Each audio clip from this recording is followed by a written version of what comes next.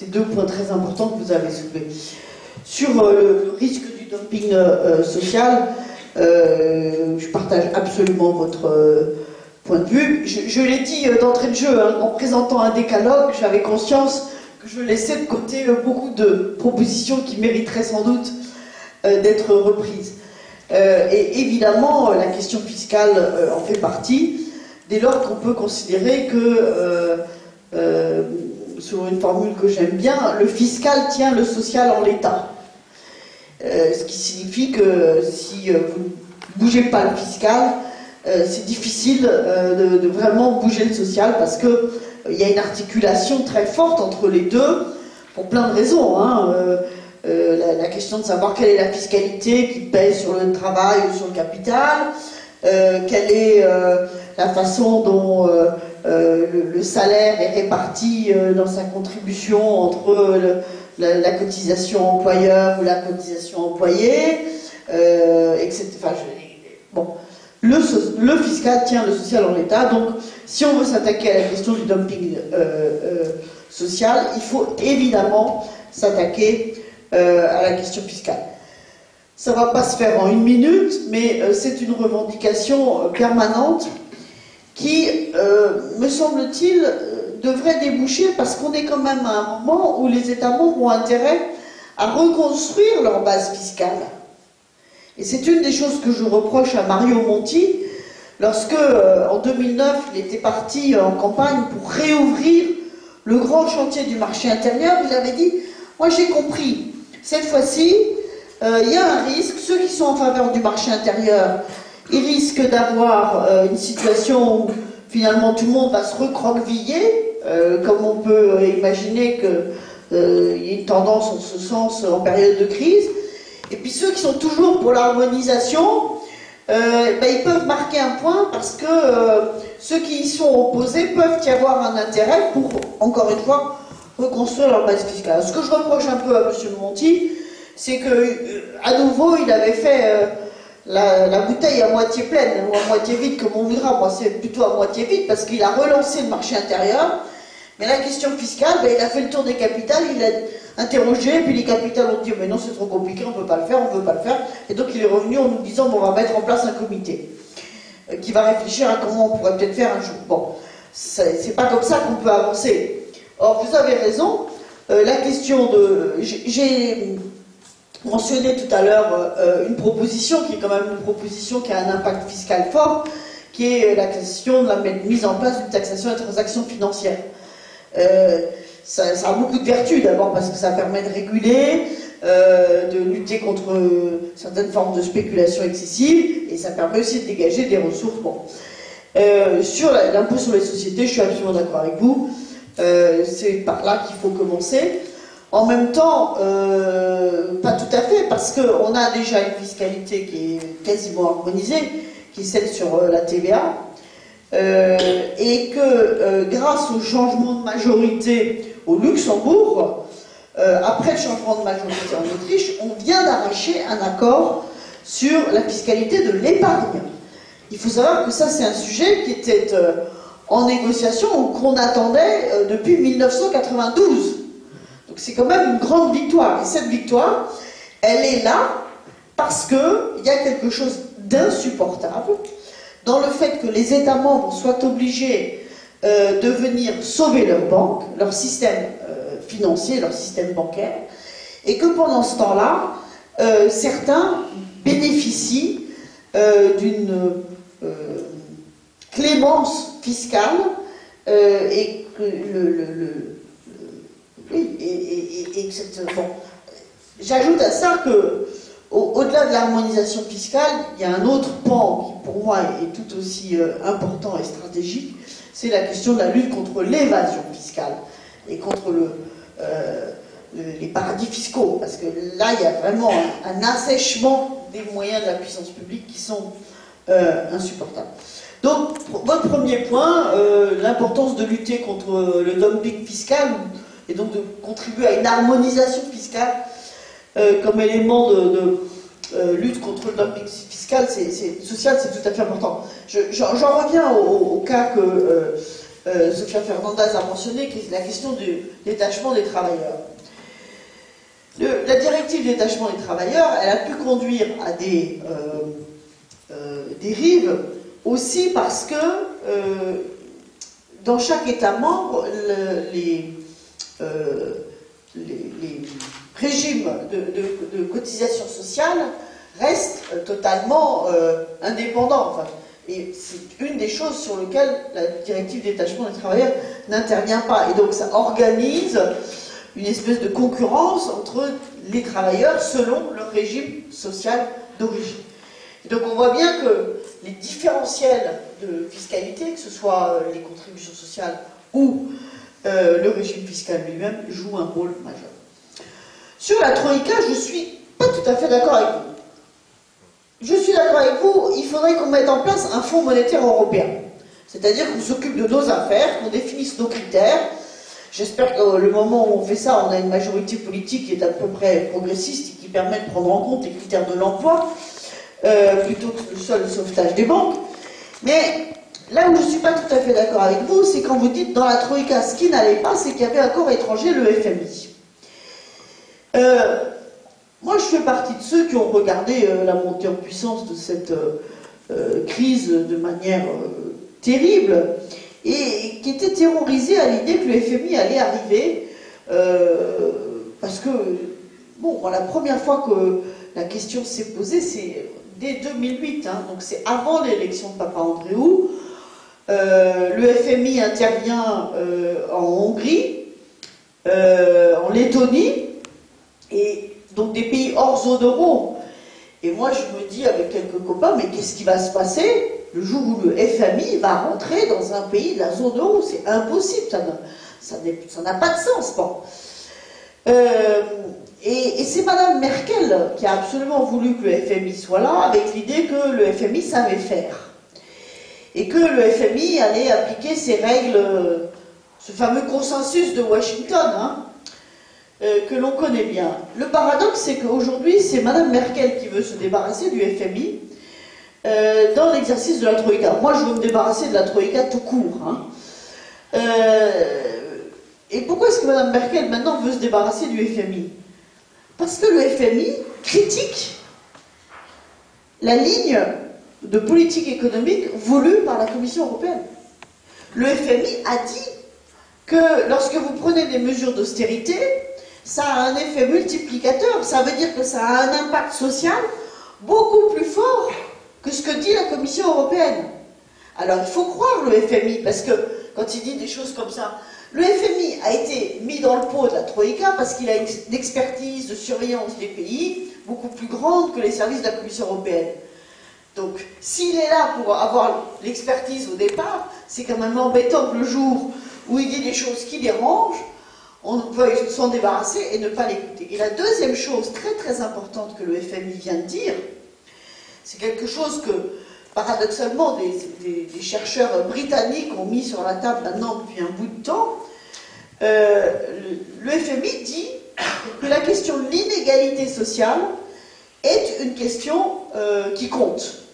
Et que les pays compétitifs, que les pays qui ont des politiques économiques efficaces, sont des pays où les inégalités sociales sont moins grandes.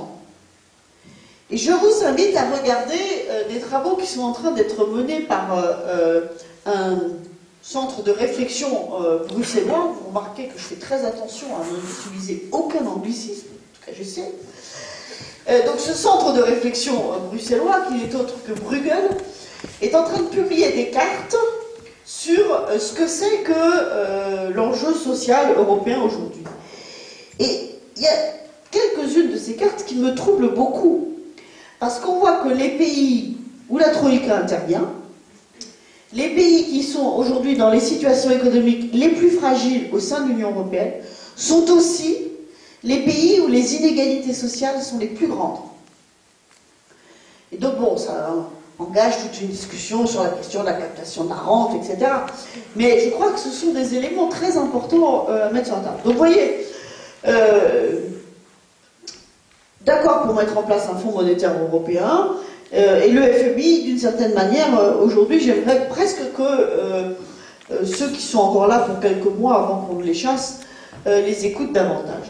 Sur votre dernier constat, la question de la solidarité, c'est la clé de voûte de l'Union européenne, évidemment, évidemment, et face à une soirée organisée par notre Europe Institut Jacques Delors, je ne peux pas ne pas rappeler combien il nous a toujours dit, et il nous sourit, et il nous le dit toujours à chaque fois qu'il intervient, la solidarité, c'est la clé de voûte de l'Union européenne. Sans solidarité, il n'y a plus rien. Alors, il faut faire attention à ce qu'on dit, parce que lorsque vous débattez avec des collègues allemands, ils disent on a été solidaires. Bon, ils ont été solidaires au dernier moment, nanana. C'est pas ça la vraie solidarité. Mais il faut faire attention quand même. Il y a eu des formes de solidarité qui ont été exprimées. La seule chose, c'est que c'est une solidarité aujourd'hui qui est exprimée de manière très censitaire. C'est-à-dire, j'ai l'argent, je viens t'aider, et puis je décide comment tu dois faire. Or, la réforme moderne, la modernité, c'est pas ça. Et nous le savons bien, la modernité, l'efficacité, c'est de permettre aux gens de s'approprier leur devenir et de dire comment est-ce qu'ils veulent faire la réforme. D'où l'importance du dialogue social, etc. Mais je conclus et je partage avec vous cet appel pressant pour que cette question de la solidarité redevienne la clé de voûte de l'Union européenne, parce que sinon, ce sera le détricotage, et je préfère ne pas envisager quelles seraient les conséquences d'un détricotage de l'Union européenne au moment où le monde est en train de devenir un monde d'États-continents. Vous avez une question là-bas? Oui.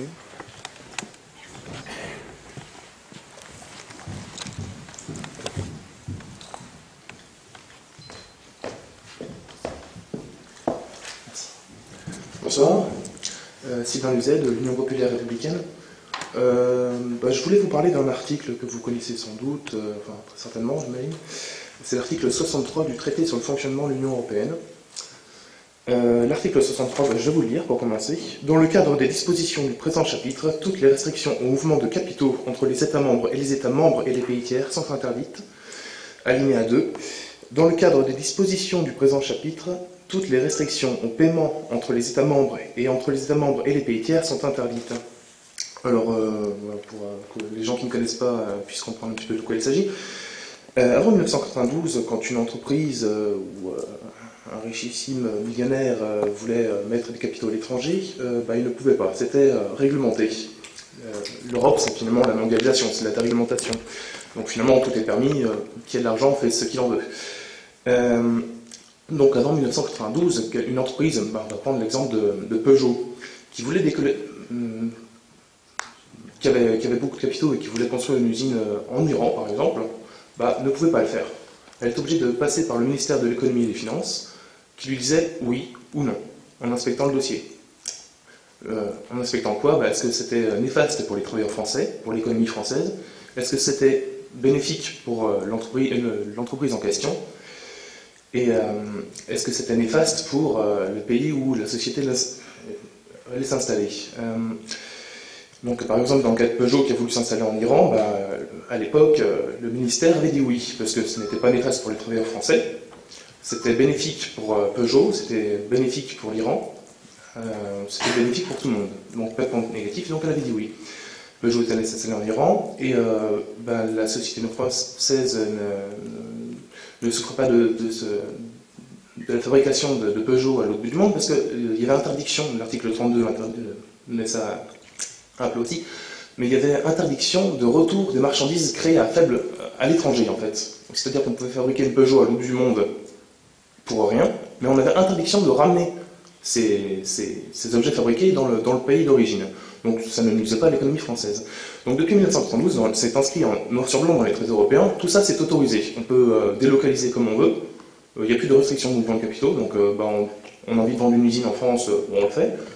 On s'installe, on délocalise des millions d'euros à l'étranger, puis on y installe ces entreprises. Autrement dit, on délocalise. Donc la question de l'emploi, déjà, j'ai envie de dire, quand il y a des traités comme ça, c'est un petit peu chercher des solutions vaines. D'ailleurs, Arnaud Montebourg, le fameux ministre du redressement productif, enfin ministre de l'industrie, mais fallait bien lui trouver un nom qui lui donne une utilité, parce qu'il ne peut plus rien faire aujourd'hui. D'ailleurs, il a avoué lui-même dans un documentaire, je ne sais pas si vous l'avez vu, mais il est trouvable sur Internet. Ouais. Quelle est la question? La question, mais c'est...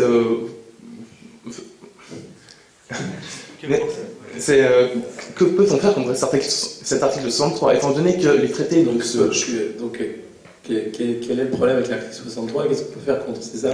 Qu'est-ce qu'on peut faire contre, étant donné qu'on ne peut pas le réformer? On ne peut pas revenir sur l'article 63 parce qu'il faut l'unanimité des 28 États membres. Donc à l'unanimité, hein, j'insiste. Sophie a peut-être un mot sur le... Voilà. Je suis désolée, mais je ne sais pas si notre intervenant, peut-être les participants au deuxième panel...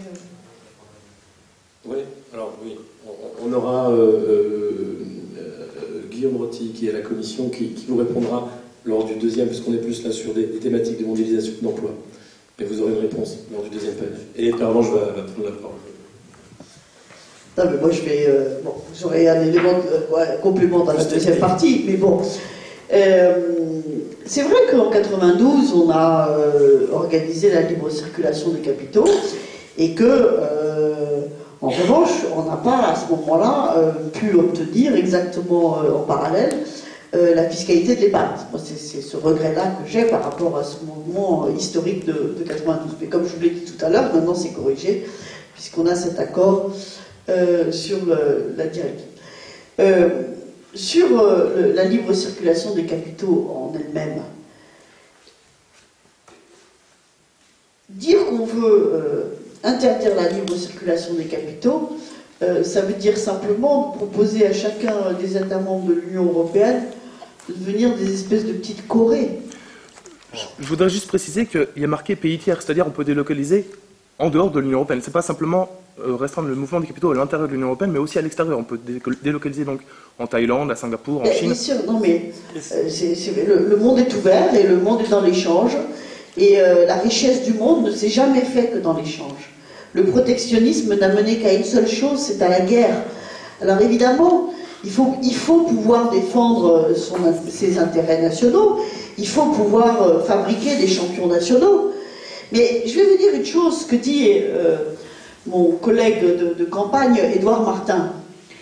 Il dit, lorsque on veut faire vivre une industrie en France, personne ne sait faire vivre une industrie en France aujourd'hui sans d'une part importer un certain nombre de matières premières, à commencer par le pétrole par exemple, hein, ni en allant exporter le fruit de ces produits. Alors ce que vous reprochez à ceux qui ont trop investi selon vous en Chine ou en Inde, eh bien vous voulez l'interdire aux Français. Parce que si nous ne pouvons pas aller développer une industrie en Chine, l'inverse ça s'imposera à nous. Et vous n'avez pas d'industrie en France possible, vous n'avez pas de valeur ajoutée possible en France sans l'échange.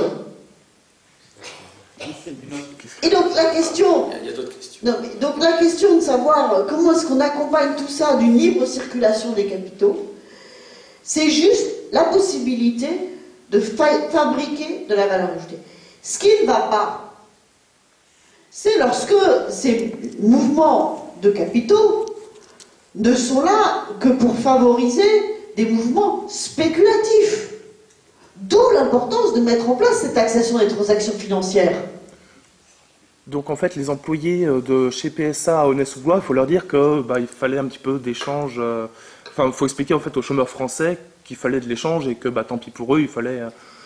Non mais monsieur, ne soyez pas caricatural. Ouais, c'est pas caricatural. Je dis simplement que ça n'est pas en fermant les frontières aux matières premières qui sont importées et qui permettaient à PSA de fonctionner, ou en empêchant l'exportation des Peugeot dans le reste du monde, qu'on aurait pu sauver PSA. Après, PSA a été fermé dans des conditions difficiles, pour des raisons liées au développement des technologies, à l'évolution des marchés, à un patronat qui peut-être n'a pas assuré tout le développement et l'évolution de l'entreprise qui devait être fait. Mais de penser qu'on va sauver PSA en fermant les frontières, il faudra m'expliquer comment ça fonctionne. Une question. Oui. Bonjour madame, je vous sollicite encore, Paul Arnaud, MBRS. Je suis parisien de naissance. Et je voudrais poser une question sur les singularités de la France en Europe. La France, elle essaie, elle fait montre de beaucoup de courage, de mérite. C'est bien d'être français, mais chaque année, là, depuis pas mal de temps, on se rend compte que nos efforts, ils ne sont pas toujours récompensés, parce qu'il y a, alors certains partis politiques parlent de gaspillage d'argent public, qui peut prendre diverses formes. Et alors, de telle sorte que cette année, on est reparti encore pour dépasser le seuil de 3% de déficit. 4,3%. C'est une information du Monde, édition d'hier. J'ai appris que l'Italie, l'Italie, l'enfant malade de l'Europe, elle avait réussi à tomber sous les 3%. Je mets ça en relation avec une campagne de presse, la presse du nord de l'Europe, l'Allemagne, le Danemark, l'Angleterre aussi, l'Italie s'y est jointe également, c'était en octobre-novembre 2011, sur une critique au vitriol de la France qui était faite par les journalistes européens. Parce que la France, elle dépensait l'argent qu'elle avait du mal à gagner. Vous vous souvenez certainement de cette campagne de presse. Alors, je veux dire, comment ça s'explique tout ça? Nous, on fait tous les efforts qui peuvent nous être demandés, qui sont normaux à faire pour montrer la solidarité devant l'épreuve de cette crise économique avec nos voisins, nos sympathiques voisins, et puis, c'est loupé à chaque fois. Alors, est-ce que vous avez une explication pour nous faire comprendre que c'est pas le moment de nous démoraliser, il faut continuer à faire de son mieux, mais quand même, il serait très plaisant, ça ferait très plaisir de savoir qu'on n'est pas abandonné, que les courroies de transmission fonctionnent bien du haut en bas de l'échelle. Bon, j'espère avoir tout à fait compris votre question. Michel Sapin sera à Berlin, je crois, dès lundi, pour essayer d'expliquer quelle est la stratégie française et ce à quoi nous essayons d'aboutir. Ce gouvernement a engagé un effort qu'aucun autre gouvernement n'avait engagé dans les conditions où il l'a engagé. Vous avez cité le chiffre de 4,3% du PIB de déficit. Nous étions à 4,9% il y a un an. Et ce qui signifie un effort sur le PIB lui-même de plus de 1 point. Or, le FMI toujours nous dit que lorsqu'on a un impact de plus de 1 point sur le PNB lui-même, eh bien on prend un risque pour le pays. Et c'est en partie, je pense, ce qui s'est manifesté dimanche dernier. Donc, dans l'effort que vous mentionnez, la situation française, elle n'est pas née il y a 2 ans. La situation française, elle est une accumulation de déficits au cours de générations. Je crois qu'on peut le dire comme ça, parce que la France n'a pas été en équilibre de ses comptes publics depuis très longtemps. Bon. La difficulté, c'est qu'on est dans une situation où le monde change. Et la réforme dans ce pays est un exercice permanent et c'est un exercice difficile. Et c'est d'autant plus insupportable lorsque c'est dans une période où vous n'avez pas de croissance. Et c'est ça qui n'est pas acceptable. Je veux dire, on ne peut pas demander à la France de rétablir ses comptes comme si la croissance était là. Et c'est ça qui conduit à cette situation de tension qui oblige à demander que ce qui avait pu être envisagé il y a un an soit renégocié. Car sinon, on arrivera à des situations de tension qui sont insoutenables. Et ça n'est l'intérêt de personne. Nous devons faire des efforts pour rétablir le sérieux budgétaire pour nous-mêmes. Mais nous devons aussi plaider vis-à-vis de nos partenaires européens que personne en Europe n'a intérêt à ce que la France soit dans une situation totalement bloquée. Et donc il y a un intérêt mutuel à la fois au rétablissement de la France, mais dans des conditions acceptables. Or, aujourd'hui, s'il n'y a pas une renégociation du calendrier, il y a une situation qui sera inacceptable. Sophia va ajouter quelque chose aussi. Absolument. Je lui donne la parole très volontiers. Donc, pour moi, il y a à la fois la question du calendrier, mais il y a aussi la question de ce que sont les règles budgétaires européennes. Est-ce que c'est normal, encore une fois, que toutes les dépenses d'investissement soient comptées comme des dépenses qui impactent le déficit public? Je crois que ça vaut le coup qu'on en discute. Bon. Un dernier mot, et puis je donne volontiers le micro. Vous dites, la France fait des efforts, mais on n'est pas les seuls en Europe. Donc, moi, je suis très patriote. Hein. Je pense qu'on est un pays absolument magnifique, mais on n'est pas les héros au-delà de tous les autres. Hein. Tout le monde en Europe fait des efforts. La Hollande, pas d'importation, plus que d'exportation. Le Danemark est idem. Toute l'Europe du Nord, nous on a un quart de plus d'importation.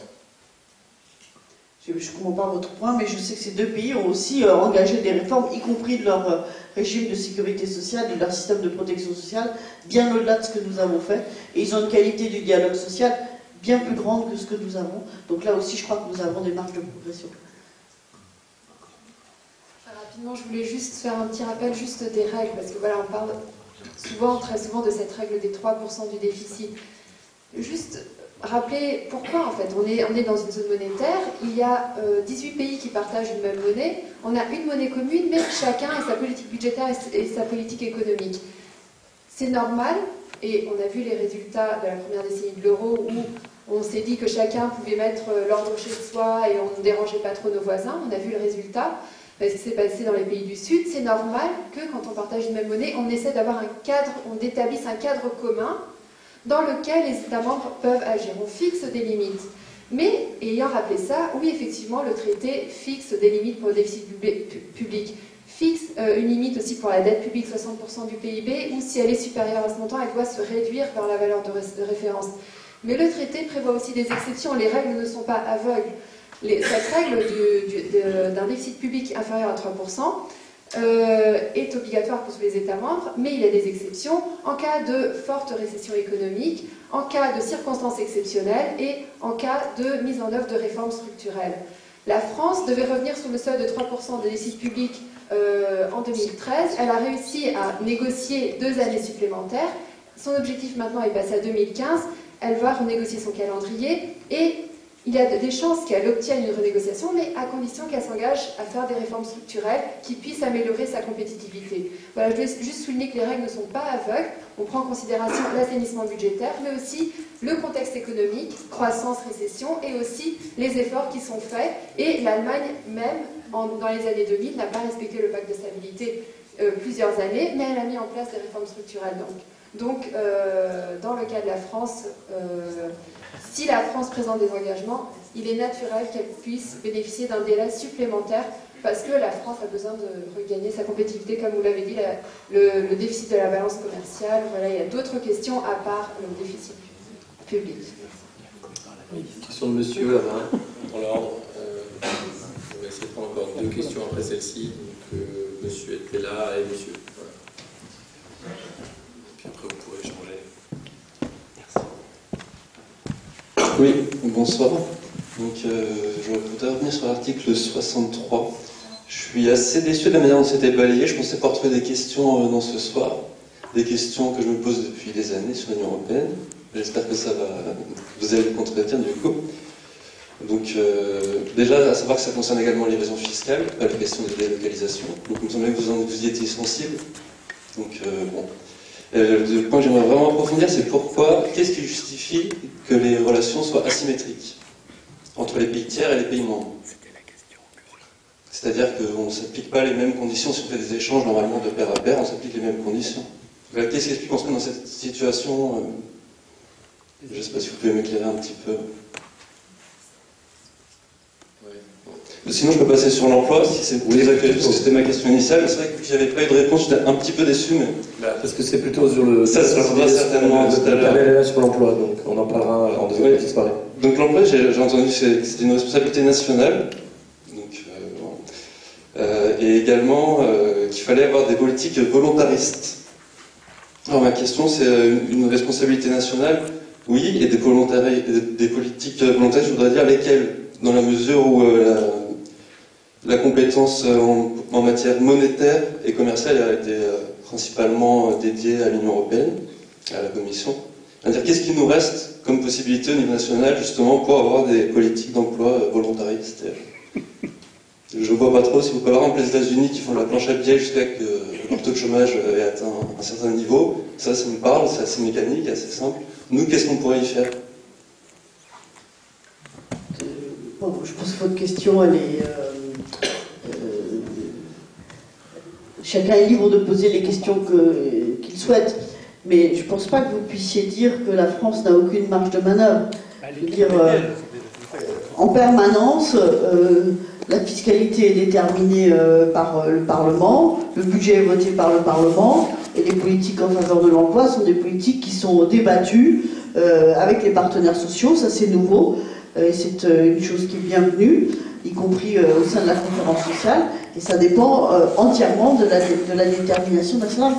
Après, ce qui est vrai, c'est que notre grand pays de France, à l'échelle de la mondialisation, avant même que nous rentrions dans cette dernière âge de la mondialisation, a pensé que c'était bien de faire l'euro. Parce que personne, peut-être dans cette salle, ne se souvient de ce que c'était le temps où il y avait une dévaluation qui menaçait toute l'économie française, week-end après week-end. Ce qu'on appelait les 30 Glorieuses. Oui. On va pas tout mélanger là. Hein. C'est ça. Donc, lorsqu'on a fait l'euro, on a pris un engagement à coopérer et à travailler ensemble. C'est vrai qu'on ne peut pas avoir partagé une monnaie et que chacun ait sa propre stratégie. On a voulu l'euro pour faire les choses ensemble. C'est la raison pour laquelle je dis que quand on mène ensemble avec les autres, comme on partage la même monnaie, la question de la gestion des politiques économiques, des stratégies d'investissement doit aussi être un sujet d'intérêt commun. D'où la formule très jolie de Sofia Fernandez qui est de dire les politiques de l'emploi sont des politiques nationales, mais ça doit devenir une priorité de l'Europe. Car c'est à travers les politiques économiques qui peuvent être coordonnées entre les États membres que l'on peut réinvestir en se servant des marges de manœuvre qui existent à l'échelle européenne. Et vous savez, moi je ne crois pas que ceux qui proposent la sortie de l'euro ou ceux qui proposent la fermeture des frontières parlent honnêtement aux Français. Je pense que c'est une manière d'entretenir une illusion et de jouer sur une situation de crise. C'est vrai qu'on est dans ces situations de tension, mais montrez-moi un exemple dans l'histoire où on s'en est sorti en fermant les frontières et en rapatriant ce qu'on peut partager avec les autres. C'est pas une fermeture des frontières, c'est une réglementation des frontières, pour corriger. Voilà, juste 30 secondes pour répondre à votre question quand vous dites quelle est la marge de manœuvre des États membres vu qu'on a une monnaie commune. Enfin, c'est une politique nationale, mais en gros, on n'a pas de marge de manœuvre en termes d'emploi. Si c'était le cas, est-ce qu'on aurait des situations si diversifiées en Europe? Est-ce que l'emploi en Europe, en Allemagne, on connaît la même situation en Allemagne, en France, au Portugal, en Suède? Non, sans pouvoir aller chercher. J'avais donné l'exemple du chômage, mais on pourra prendre l'exemple des politiques actives du marché du travail. Voilà, dans les pays du Nord, on a un modèle de flexi-sécurité qui n'existe pas dans les pays du Sud. On a des marchés du travail segmentés. Donc, je pense que les États membres ont une grande marge de manœuvre pour privilégier certaines politiques ou d'autres. Et par rapport à leurs choix nationaux, ils auront certains résultats. Certains s'en sortent mieux que d'autres. On peut, comme je disais, il y a cette coordination des politiques de l'emploi au niveau européen, où on essaie d'avoir des exemples de bonnes pratiques et une coordination au niveau européen, mais c'est non contraignant. Bien que la Commission européenne avait défendu longtemps et défend encore le modèle de flexi-sécurité, certains États membres y ont adhéré dans une plus grande mesure ou moindre mesure. Mais voilà, parce que chaque pays décide de sa politique de l'emploi et politique sociale. Et donc la diversification des situations nationales dans ce domaine montre que les États membres ont suffisamment de marge de manœuvre. Et ne pensez-vous pas que c'est justement que les économies de ces pays sont plus adaptées à la politique monétaire menée, qui fait qu'ils tirent leur épingle du jeu? Ils ont peut-être mieux su s'adapter. C'est des pays qui ont, quand l'euro est arrivé, ont pris toute la mesure de ce qui était en train de se passer et qui ont pris les mesures qui devaient être prises. Moi, je voudrais juste prendre un exemple qui illustre très bien et qui nous ramène dans le domaine de l'emploi, qui est le thème de cette table ronde, de la diversité des situations et des marges de manœuvre qui existent dans les États membres. C'est la question de l'apprentissage. Parce que la faculté des métiers est manifestement absolument exemplaire en Essonne, mais globalement dans notre pays, comparé à d'autres pays, ça reste un chantier où, quelque chose où il y a un potentiel de développement immense. Parce que notre stratégie nationale, jusqu'à présent, notre politique nationale de l'emploi, n'a pas, tant que ça, favorisé l'apprentissage. Alors que dans d'autres pays, y compris en raison de la qualité du dialogue social, cet apprentissage a pris s'est enraciné dans les stratégies nationales avec les résultats à l'appui. Moi, je suis quand même très frappée lorsque l'on voit aujourd'hui en France la diminution des offres de postes d'apprentissage. Je pense qu'il y a une responsabilité de la part des entreprises qui est insupportable. Alors, une question de monsieur. Non. Je veux bien parler sur le micro. Parce que Oui, allez-y. Ouais. Moi, je suis très content de ce que vous venez de dire parce que c'est exactement la question que je voulais poser. Madame Bentley, je vous ferai juste simplement remarquer que si les cuisiniers dans CAP français ne parlent pas anglais, je ne suis pas sûr que leur équivalent anglais parle mieux le français que l'anglais. Mais l'important, comme vous le dites, c'est qu'ils sont arrivés à se retrouver sur leur métier. Tout le monde ne parle pas le français comme vous, parmi les Britanniques que je serai.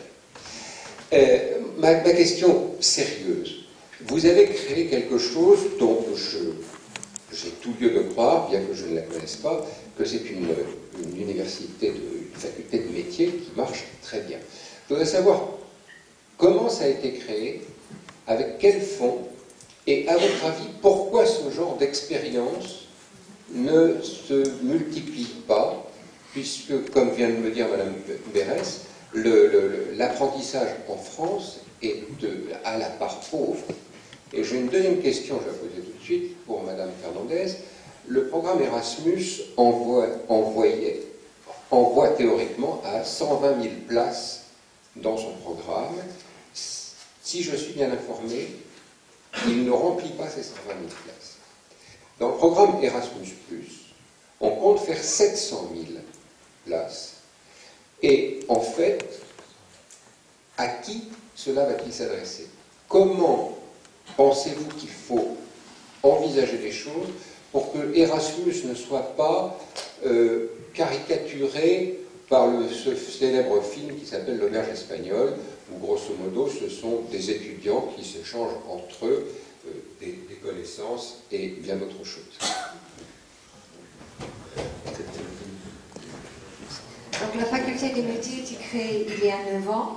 C'était les fonds du Conseil régional Île-de-France, le Chambre, le CCI et le CERMA. Et cette école était une fusion de l'IFT, une école d'apprentissage de l'industrie, l'IFA, une école d'apprentissage tertiaire, et un CFA, l'artisanat. Et actuellement, vous êtes financé comment pour votre fonctionnement? Aujourd'hui, nous sommes, l'école elle-même est financé par le conseil régional, toujours les trois entités, plus le taxe d'apprentissage, en venant des chambres. Et ma deuxième question, c'est... Que pour la mobilité. Ma deuxième question, c'était pourquoi ça ne se développe pas, à votre avis? Quel est votre sentiment? Mon sentiment est que la voie royale française que chaque parent souhaite pour son enfant ne passe pas par l'apprentissage. Que je crois que c'est les parents qui sont mal éduqués, qui sont mal informés, que dans les écoles où il y a des personnes qui orientent les enfants, ils crachent sur l'apprentissage, je l'ai vu et j'ai entendu, et que quelque part, personne ne veut promouvoir l'apprentissage parce que l'échec de l'éducation nationale, excusez-moi, de la voie royale pour tous, ce n'est pas le cas. Et que maintenant, dans chaque métier, on peut jusqu'à Bac plus 5, que ce soit n'importe quel métier dans l'apprentissage. Et malheureusement, il y a cette fierté, et puis de ces merveilleuses écoles en France, mais il y a une seconde voie, et cette voie est l'apprentissage. Et que si les entreprises souhaitent, ils ont besoin des ouvriers spécialisés, des gens qui connaissent le monde d'entreprise. C'est la voie de l'apprentissage. Vous pensez, vous parlez des parents, mais vous ne pensez pas que l'éducation nationale, le ministère de l'Éducation nationale et le corps enseignant est aussi responsable de cet état de fait?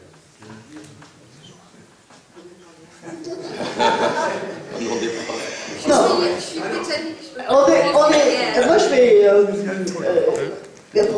on va peut-être conclure, donc, mais je vais... Oui, c'est ça. Il n'y aura pas d'autres questions, parce que là, je vais... en deuxième partie de soirée, mais là, on va être obligé de conclure. Je vais vous renvoyer à une autre donnée très typiquement française. Lorsque la Commission européenne met sur la table une analyse pays par pays des situations d'emploi, moi j'ai été très très frappée dans les processus de formation de voir que notre pays, nous sommes les champions quasiment toutes catégories en Europe dans le préscolaire. C'est-à-dire qu'on a les taux de scolarisation en début de circuit, quasiment on est les champions d'Europe. Mais en décrochage scolaire, on est aussi les champions d'Europe. Ça veut dire qu'il y a quelque chose qui ne marche pas. Et cette question, mais ça fait partie de notre capital culturel, hein, de la frontière absolue ou du mépris réciproque entre le monde de l'entreprise et le monde de l'enseignement, c'est quelque chose qu'on paye très cher. Plus, j'ajoute la question de la qualité du dialogue social. Je m'excuse de revenir toujours là-dessus, mais que ce soit en Autriche, que ce soit en Finlande, y compris dans la façon dont ils mettent en œuvre, par exemple, la garantie jeunesse, je le vois, les partenaires sociaux ont un rôle très proactif, c'est-à-dire qu'ils se rencontrent, ils débattent des orientations, des postes à ouvrir, des propositions à faire, et c'est un univers finalement dans lequel notre pays fait figure de pâle compétiteur. Donc moi je suis très contente effectivement que cette faculté existe, et il faudrait, on va vous envoyer quelques ministres hein, pour vous montrer un exemple. Et